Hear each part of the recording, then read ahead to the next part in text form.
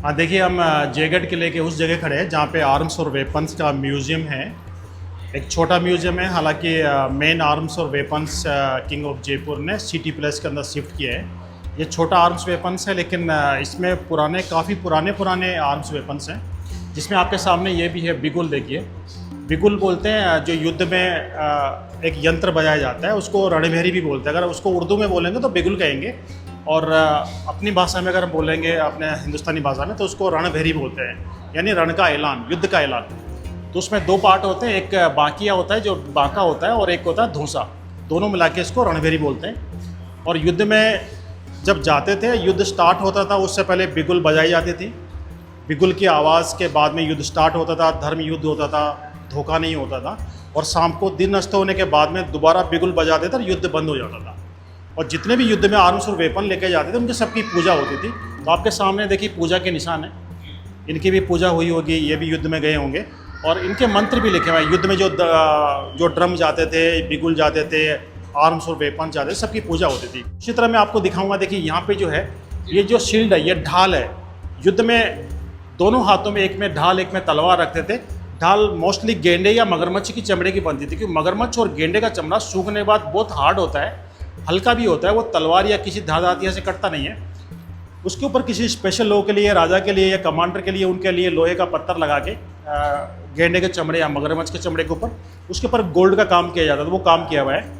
ये बगल में कटार है, देखिए कमर के अंदर अपने बेल्ट में कटार भी रखते थे। अगर दुश्मन बिल्कुल नज़दीक आ जाता है और बॉडी को होल्ड करने की कोशिश करता है, उस समय उसके पास तलवार काम नहीं करती है। उस समय बगल में अपने हाथ जहाँ पे रहते थे, वहाँ पे कटार निकालते थे। ये हाथों की सुरक्षा के लिए है, और दुश्मन के पेट में सीधे प्रहार करते थे। ये जो कवच है, ये सर और गर्दन के लिए। इस तरह कवच पूरी बॉडी के लिए भी होता है, ताकि तलवार से या तीरों का या कुल्हाड़ी भालों का असर नहीं हो। और ये कंधे पे रखने के हैं। ये सर पे हेलमेट है। हेलमेट के आगे देखिए, ये नाक की सुरक्षा के लिए। पूरी बॉडी पे लोहे का कवच पहनने के बाद सर पे लोहे की टोपी लगाते थे, और लोहे की टोपी में भी सामने ये नाक की सुरक्षा के लिए इसको खींच के नीचे करते हैं, ताकि नाक नहीं कट सके। दुश्मन लगातार अगर लड़ाई हो रही है, अगर आदमी बच भी रहा है, वो मर नहीं रहा है, लेकिन उसकी अगर नाक कट गई तो उसकी पूरी इज्जत चली जाती है। इसलिए नाक की सुरक्षा के लिए स्पेशल इस तरह की टोपी बनाते थे। और मैं आपको बताऊंगा, शुरू में जब मुगलों के साथ में बंदूकें आई थी, तोपें आई थी, उसके बाद ब्रिटिश के समय में बंदूकें, तोपें ने दूसरा रूप ले लिया था। वहाँ पे कुछ पिस्टल बनी थी, जो सामने आपको ये दिखाऊंगा मैं। सामने जो पिस्टल्स है, जूम करके दिखाओ। पिस्टल्स है, ये सिंगल बैरल पिस्टल है, और इसमें एक बार में एक बुलेट फायर होता है। उसके बाद में 6 राउंड पिस्टल्स आ गई, फिर बाद में दूसरी तकनीक भी आगे बढ़ गई। लेकिन शुरू में स्टार्टिंग में जो पिस्टल्स आई थी ब्रिटिश गवर्नमेंट टाइम में, वो सिंगल बैरल पिस्टल होती थी, और सिंगल टाइम शूट होती थी। वो पिस्टल्स है। ये तोप की गाड़ी है, तोप की ट्रॉली है। तोप के पीछे उसके साथ में एक ट्रॉली होती थी जो ऐसी होती थी। उसके ऊपर एक बक्सा रखा होता लोहे का, जिसके ऊपर गोला बारूद रखते थे, ताकि लड़ाई के टाइम में जल्दी से वहीं से उसको लोड करके तोप को चलाया जा सके। यहाँ पे ढाल है जो गेंडे की चमड़े की बनी है। गेंडे और मगरमच्छ का चमड़ा हल्का भी होता है, बहुत हार्ड होता है। ये धनुष है, देखिए धनुष है, बांस के धनुष है। ये धनुष है, चमड़े के धनुष है। आपने कई वॉर में देखे होंगे, जो आदिवासी होते थे उनके पास इस तरह कमर के अंदर एक बेल्ट की तरह एक धनुष फिट होता था। धनुष बांध के रखते थे। ये चमड़े का होता है, इसमें तेल भरा जाता है, मुंह बांध दिया जाता है। ये स्प्रिंग की तरह, रबड़ की तरह बढ़ता है। तो ये धनुष कमर में बांधने वाले धनुष है, ये हाथ में कंधे पे लेके चलने वाले धनुष है। और ये देखिए 2 तरह के बाण है यहाँ पे। एक चंद्र बाण है, इसका जो आगे से मुंह बना रखा है चंद्रमा की तरह, जो सीधा महाभारत और रामायण में आपने देखा, सीधा गर्दन को आगे करते थे, गर्दन कट के अलग हो जाती थी। और ये छोटे वाले तीक्ष्ण बाण है, ये तीखे होते हैं, और ये हल्के दिखने में छोटे लग रहे हैं, लेकिन इनके नोक पे जहर लगाते थे, पॉइजन लगाते थे, काला सांप का जहर, ताकि पूरी बॉडी के अंदर लगते ही पॉइजन फैल जाए। देखिए जितने भी तोपों की बैरल है, ये सब 8 धातु की बनी है, जयगढ़ फोर्ट में बनी है। और ये कब बनी थी, कौन से राजा के शासनकाल में बनी थी, और उसका क्या नाम है। देखिए ये नहीं मैं अपनी तरफ से मैंने कोई नाम बना दिया हो, यहाँ के फोर्ट को जो संचालन करने वाले उसका नाम वैसे ही लिख दिया हो। मैं आपको पास में आने के बाद दिखाऊंगा। इस तोप के ऊपर बाकायदा जब ये बनी थी उस समय की ये खुदा हुआ है। देखिए यहाँ पे लिखा है आमेर, ये आमेर लिखा है। आमेर में बनी थी, आमेर रियासत की तोप है। बिणजार इसका नाम है, और विक्रम संमत सन 1656 लिखा हुआ है, यानी ये सम्मत है, विक्रम सम्मत है।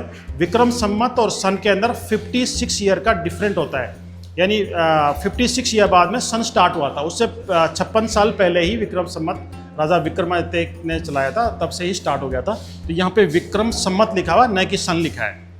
दूसरा मैं आपको दिखाऊंगा, ये जो कवच है, हम कवच इसको हिंदी में बोलेंगे। ये लोहे का होता है, पैरों के लिए भी होता है, बॉडी के लिए होता है, सर के लिए होता है। ये सर का कवच है। ये पहनने के बाद सामने चेस्ट और पीठ पे लोहे के प्लेट लगाते थे, साइड से जंजीर से बांधे ताकि किसी धारदार हथियार का असर नहीं हो। उसके बाद भी हाथों में अपने यहाँ पे लगा के रखते ताकि दुश्मन अगर नजदीक है तो हाथों से भी प्रहार कर सके। कवच हिंदी में इसको कवच बोलते हैं। अगर आप मराठी भाषा में इसको कहेंगे तो इसको चिलकत बोलते हैं, और अगर उर्दू में इसको बोलेंगे तो इसको जिर बख्तर बोलते हैं। तो ये पूरी बॉडी के लिए कवर होता था। इसकी पूरी बॉडी के लोहे का प्लेट से इसका वजन मिनिमम 5 किलो होता है। 5 किलो से लेकर 50 किलो तक का कवच होता है। अब तक जो हमारे इतिहास में जो कवच बने हैं, जो अभी देखने के लिए म्यूजियम में लगे हुए हैं, उसमें सबसे भारी कवच महाराणा प्रताप का है, जो कहता है कि उनका कवच, लोहे का कवच 50 किलो का था।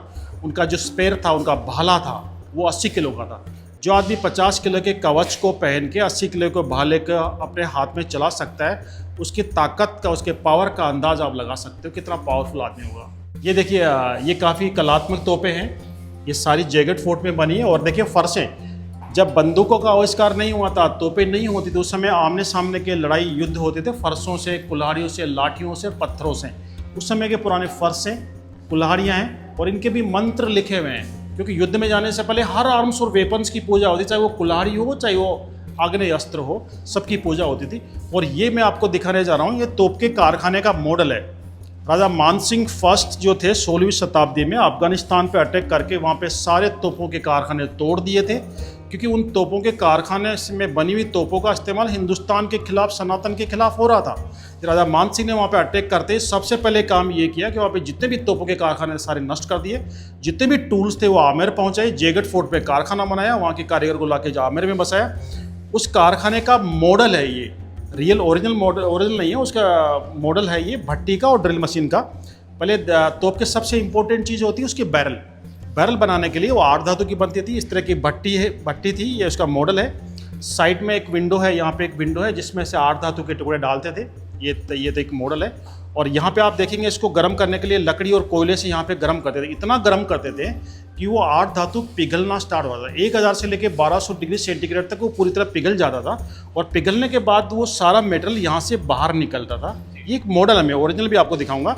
यहाँ पे स्टोर होता था, मिट्टी का मोल्ड खड़ा होता था, पूरा मेटेरियल मोल्ड में इकट्ठा होता था, और ठंडा होने के बाद मोल्ड आसानी से टूट जाता था।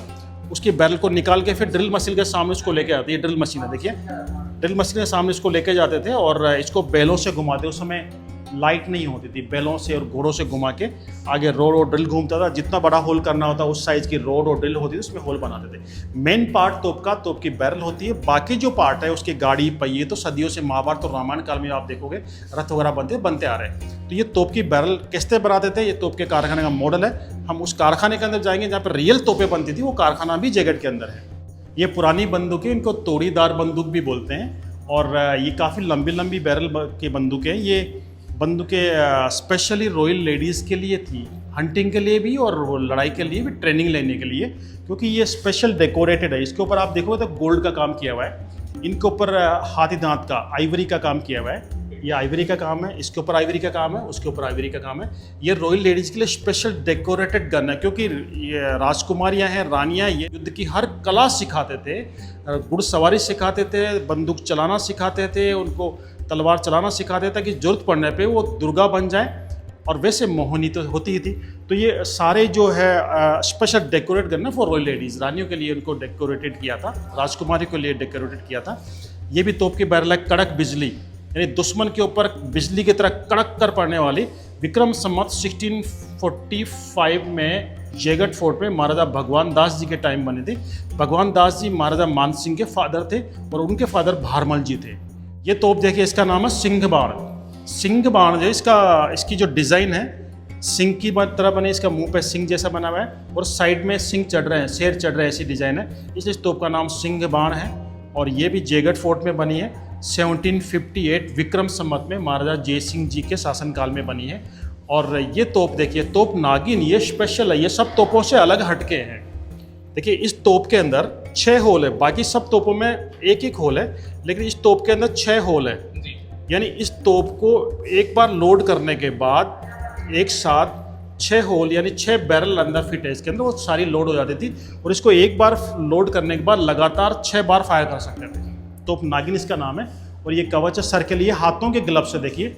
और ये तलवारें, इनको क्रिच बोलते हैं। हम सबको आप बोलते हैं तलवार, हर चीज़ को तलवार की डिज़ाइन अलग अलग, ये भी तलवार वो भी तलवार, लेकिन ये तलवारों की डिज़ाइन ही अलग नहीं है, इन तलवारों के नाम भी अलग होते थे और ये हर रिलीजन की अलग अलग तलवार होती थी। ये क्रिच कहलाती है, क्रिच एकदम सीधी होती है, दुधारी होती है, पतली होती है। ये क्रिश्चियन तलवारें हैं। अभी ब्रिटिश गवर्नमेंट गवर्नमेंट यहाँ से चली गई, लेकिन फिर भी अभी कई परंपराएं ब्रिटिश हमारे इंडिया में चल रही है। अभी जो राष्ट्रपति को, राज्यपाल को जो सलामी देते हैं 15 अगस्त या 26 जनवरी, तो आज वो परंपरा के ब्रिटिश परंपरा को देखते हुए अभी भी वो तलवार, जिसको क्रिच तलवार, क्रिच यूज़ करते हैं। देखना वो क्रिश्चियन तलवार है, वो क्रिश्चियन तलवार है। हिंदू तलवारें कैसी होती है मैं आपको दिखाऊंगा। देखिए अलग अलग तलवारें होती है, अलग अलग नाम होती है। ये खांडा है, खांडा जो बलि करने काम आता था, एकदम सीधा होता था।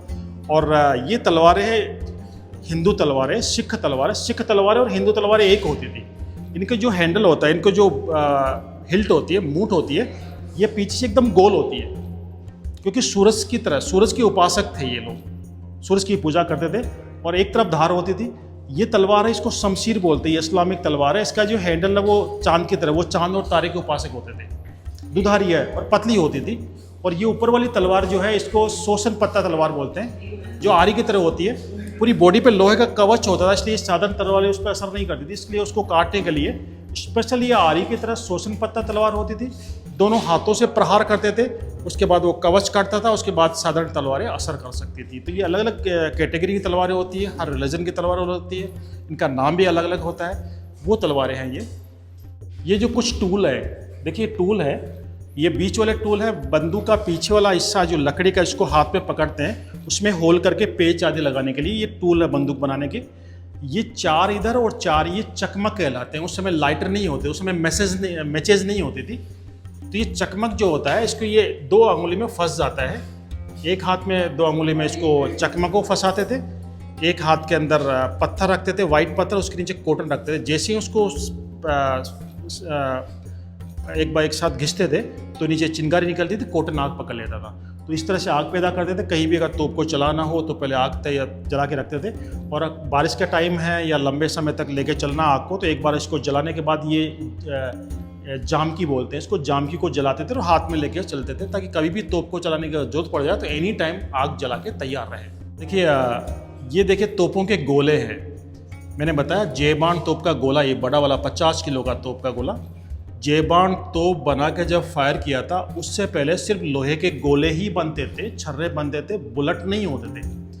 लेकिन दुनिया की सबसे विशाल तोप बनाने के बाद में राजा जय सिंह का एक कमांडर था, गुलाब सिंह चौहान, उसने राजा जय सिंह को राय दी कि अगर हम इस तोप को फायर करेंगे तो मुगलों को, औरंगजेब को पता लग जाएगा, और हम ऐसे गोले से कब तक फायर करेंगे, इतनी बड़ी विशाल सेना जब यहाँ पर अटैक करेगी, तो हमें कुछ बड़ा करना है। तो गोले बनाए, लेकिन उसको यूज नहीं किया। पहली बार उन्होंने बुलेट बनाए, 10 फुट लंबे 8 धातु के पाइप बनाए, 100 किलो बारूद, 100 किलो छर्रे लोड के, एक एक बुलेट 2-2 क्विंटल का था, उसको फायर करके ब्लास्ट किया था। लेकिन उससे पहले जो तोपों के गोले बना चुके थे, वो गोले इनके पास थे। उसमें से एक गोला यहाँ पे प्रदर्शित किया है, 50 किलो का लोहे का गोला है। ये छोटे वाले तोपों के गोले हैं। और ये जो सारे बाण हैं, ये जहरीले बाण, इन नोक पे सब पे पॉइजन लगा होता था, जहर लगा होता था। काले सांप के जहर के अंदर इसकी नोक गर्म करके उसको डिप करते थे, ये पॉइजन को ऑब्जर्व करता था और पूरा जहरीला बन जाता था। दुश्मन की बॉडी में अगर ये लगता था, स्किन पे टच होना काफ़ी था, पूरी बॉडी के अंदर जहर फैल जाता, उस आदमी की मृत्यु निश्चित थी। और देखिए बीच में जो बाण है, चंद्रबाण, ये 2 तरह के, साइज छोटे और बड़े। एक बड़ा वाला चंद्रबाण नीचे वाला चांद की तरह है, ये दुश्मन को सामने से गर्दन को टारगेट करने के लिए, ताकि पूरी गर्दन पे एकदम फिट आए और गर्दन कट जाए। दूसरा वाला छोटा वाला चंद्रबाण है, ये आंखों को टारगेट करने के लिए। लड़ाई के टाइम में दुश्मन पूरी तरह से कोशिश करता था कि खुद सेफ रहे और सामने वाले को निशाना बनाए, तो पूरी बॉडी पे लोहे का कवच पहन लेते थे, ऊपर लोहे का हेलमेट लगाते थे, हाथों में कवच सब जगह। लेकिन देखने के लिए उसको आंखें तो खुली रखनी ही पड़ती थी, तो खुली हुई सिर्फ आंखें उनको दिख जाए, आंखों को निशाना बनाने के लिए ये तीर होता है छोटा वाला चंद्रबाण, डायरेक्ट आंखों में मार देते, एक ही तीर में दोनों आंखें खत्म कर डालते। और ये कंधे के पीछे तीर रखने का, जिसमें तीर रखते थे। और कभी भी अगर आपने धनुष बाण देखा या किसी की पिक्चर या फोटो भगवान राम कृष्ण की आपने फोटो देखी हो, तो कभी भी तीर जब कंधे के पीछे रखते हैं, उसकी जो फल होता है, उसकी नोक होती है, वो ऊपर नहीं होती है, नोक हमेशा नीचे की तरफ होती है, उसका पीछे वाला हिस्सा ऊपर होता है। ताकि उसको निकाल के चलाए तो हाथ पे पॉइजन नहीं लगे, उसमें पॉइजन लगा होता था। ये देखो, ये शुरू के अंदर जो हथगोले बनाए थे, ये पोटास है, पोटास जिससे बारूद बनती है, फटाके बनते हैं। तो उस समय जब शुरू में बारूद बनी, तोपें का आगमन हुआ इंडिया में, तो ये छोटे छोटे मिट्टी के हथगोले और टाइम बम भी बनाने लगे। दुश्मन अगर फोर्ट को घेर लेता था, मिट्टी के टाइम बम बना के रखते थे छोटे, इसमें थोड़ा ये पोटास होता था, छर्रे होते थे, बत्ती बना के रखते थे, बत्ती के आग लगा के हाथ से बाहर थ्रो आउट करते थे, ताकि हाथ की रेंज तक, यानी 100 मीटर तक भी अगर दुश्मन है तो वो दूर हट जाए या मर जाए। अगर इस रेंज से थोड़ा दूर है तो ये रॉकेट भी बनाते थे। आजकल लोग फटाके वाले रॉकेट चलाते हैं, चलाते ऊपर जाके सर से आगे जाते फिर ब्लास्ट होते हैं। वैसे ये रॉकेट होते थे। किले की जो दीवारों में जो कंगूरे के जैसे डिजाइन बनी है, उसमें 2 कंगूरों के बीच में जो एक सीधा एक स्पेस होता है, उसमें रखते थे। और इसके आग लगाते ये बत्ती करीब आधा किलोमीटर आगे तक ये रॉकेट जाता था। आधा किलोमीटर आगे जाने के बाद फिर ब्लास्ट होता था। उससे आधा किलोमीटर दूर भी अगर दुश्मन का घेरा है तो उसको घेरे को तोड़ सकते थे ये। तो उस तरह से मिट्टी के टाइम बम और रॉकेट्स बनाते थे। और ये कंप्लीट तोप, अब तक हमने सिर्फ तोपों की बैरल देखी थी। बैरल ये होती है, बाकी जो पार्ट है लोहे का, गाड़ी वगैरह, ये यहाँ पे नहीं है। इस तरह से गाड़ी के ऊपर फिट करने के बाद ही तोप कहलाती है। अलग अलग इसको पार्ट करेंगे तो ये पहिए है, ये गाड़ी है, तोप की बैरल है, ये इसकी ट्रॉली है, लेकिन ये कंप्लीट तोप हो गई है। इसके ऊपर एक बक्सा रखते थे गोला बारूद का, इसमें उसका मेटल साथ में होता था और वो लेके युद्ध में जाते थे। पता नहीं कब तोप चलाने की जरूरत पड़े, एनी टाइम उसका गोले बारूद उसका साथ रहता था। और पूजा के लिए उनके मंत्र लिखे होते संस्कृत के अंदर, जो मंत्रोच्चारण करके पंडित उनकी पूजा करवाते थे, फिर जाते थे।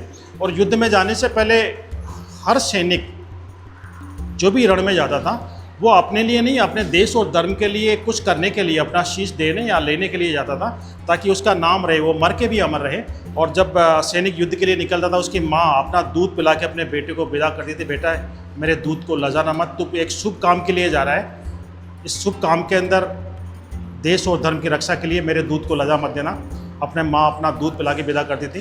पिता के पास जाके पिता के पैर छू के युद्ध के लिए आज्ञा लेता था। पिता कहता, बेटा मेरे जिस पीठ पे मेरा हाथ है, आशीर्वाद देता था, उस पीठ पे दुश्मन की तलवार नहीं लगनी चाहिए, यानी पीठ मत दिखा देना। युद्ध में जाए तो वीर गति को प्राप्त होना या विजय श्री प्राप्त करना, युद्ध में पीठ मत दिखा देना, हमारे खानदान, हमारे जो क्षत्रिय वंश है, इस पर कलंक लग जाएगा। उस दिन का इंतजार करते थे वो, जिंदगी भर क्षत्रिय उस दिन का इंतजार करते थे। राजस्थान में कहावत है, सूर न देखा टीपणो, वार न देखा सूर, मरणानु मंगल गिणे, समर चढ़े मुखरो। सूरवीर कभी टीपणो नहीं देखता है। टीपणो होता है पंचांग, ये काम अलग दे रखा है ब्राह्मणों को, मुहूर्त निकालने के लिए, पंचांग देने के लिए। सूर न देखा टीपणो, वार न देखा सूर, न कभी अच्छा या बुरा वार देखता है। वो देखता सिर्फ एक ही, वो मौका देखता है जिस दिन उस दिन उसको अपने देश और धर्म के लिए बलिदान होने का मौका मिले, उस दिन को वो आदमी शुभ दिन गिनता है। मरणानु मंगल गिणे और समर चढ़े मुखनूर, मरने के दिन को, देश और धर्म के लिए बलिदान होने के दिन को शुभ दिन गिनता है। और समर चढ़े मुखनूर, समर यानी युद्ध के नाम के, जिसके चेहरे पे नूर आता हो, युद्ध के लिए उनके लिए खेल का एक पार्ट है। दुश्मन का शीश उतार लेना या अपना शीश हथेली पे लेकर चलना एक खेल का पार्ट था। तो एक परंपरा थी, उस समय युद्ध में जाते थे, बहादुरी से लड़ते थे। और युद्ध से जब वापस आते थे तो वापस आने के बाद उसकी माँ, उनका माँ या पत्नी होती, उनका स्वागत करती थी। पत्नी युद्ध में जाते समय उनको पूरा कवच पहना के, कवच, कुंडल, तलवार, भाले लगा के, तिलक उतार के, आरती उतार के युद्ध के लिए विदा करती थी। और वापस आने के बाद उनकी पूरा सम्मान करती थी। लेकिन बाय द वे, अगर युद्ध में वो वीर गति को प्राप्त हो जाता है तो उसकी माँ और पत्नी वहाँ पर जाके अपने बेटे और अपने पति की बॉडी को देखती थी। और माँ कहती थी अपनी बहू को, देख बेटा, मेरा बेटा वीर था, कायर नहीं था, एक भी पीठ पे घाव नहीं है, भागा नहीं है, सीने पे और सामने घाव है, और वीर गति को प्राप्त हुआ, मेरा बेटा मरा नहीं है। और उसकी पत्नी कहती थी, मुझे ऐसा वीर अगले जन्म में मिले, इसलिए मैं आज इनके ऊपर न्योछावर होंगी, इसके ऊपर सती होंगी।